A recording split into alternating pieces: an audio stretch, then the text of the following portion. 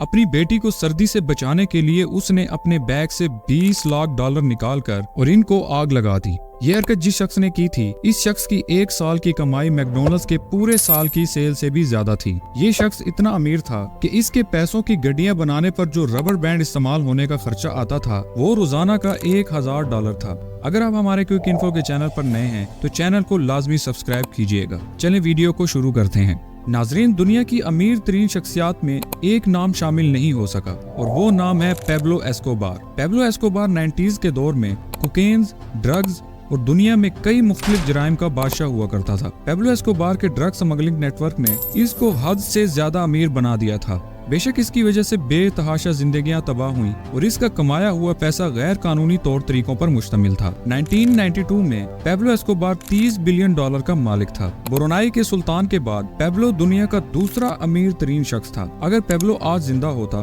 तो आज इसके $30 बिलियन $60 बिलियन के बराबर होते और पेब्लो दुनिया का 8वां अमीर तरीन इंसान होता। पेब्लो एस्कोबार के ड्रग सप्लायर का नेटवर्क इतना पावरफुल था कि पूरे 90% अमेरिका को कोकेन सिर्फ एस्कोबार का नेटवर्क ही सप्लाई करता था और पूरी दुनिया का 80% हिस्सा एस्कोबार की ड्रग पर इन्हिसार करता था। इस खतरनाक ड्रग सप्लायर नेटवर्क को बहामास के एक आइलैंड से चलाया जाता था। वो आइलैंड था पेब्लो एस्कोबार का हेडक्वार्टर। इस आइलैंड पर पूरा एक एयरपोर्ट बना था जहाँ कोकेन से भरे हुए हवाई जहाज रिफ्यूलिंग के बहाने से लैंड करते थे और इसी दौरान इनमें से कोकेन निकालकर छोटे जहाजों में डालकर अमेरिका रवाना कर दिए जाते थे। ये सिलसिला महीनों में या सालों में नहीं बल्कि दिन में 5 से 6 बार होता था। रोजाना अमेरिका में 15,000 केजी कोकेन भेजा जाता था जो पूरे साल का 5,40,000 केजी कोकेन बनता है और इस वक्त अमेरिका में सिर्फ 1 केजी कोकेन की कीमत $70,000 होती थी। इसका मतलब है कि एस्कोबार साल में $378 बिलियन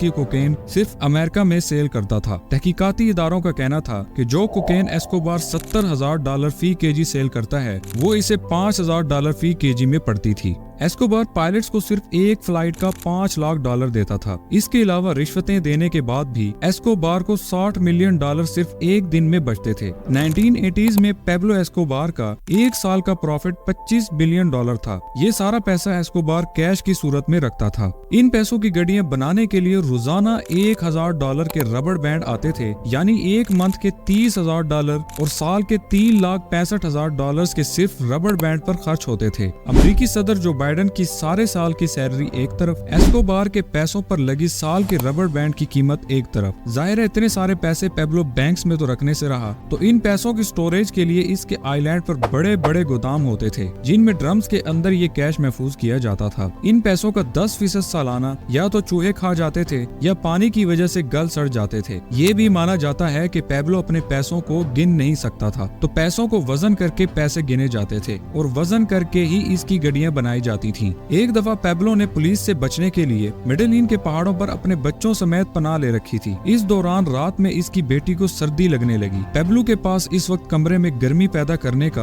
और कोई जरिया नहीं था, तो इसने अपने बैग से $20 लाख निकाले और इनको आग लगा डाली ताकि रूम का टेम्परेचर गर्म हो और इसकी बेटी सर्दी से बच सके। नाजरीन, ऐसी जिंदगी का अंजाम भी बहुत बुरा होता है। 1993 में पेब्लो एस्कोबार एक पुलिस मुकाबले में मारा गया। पेब्लो की जिंदगी के किस्से आजकल एक मिसाल बनकर रह गए हैं।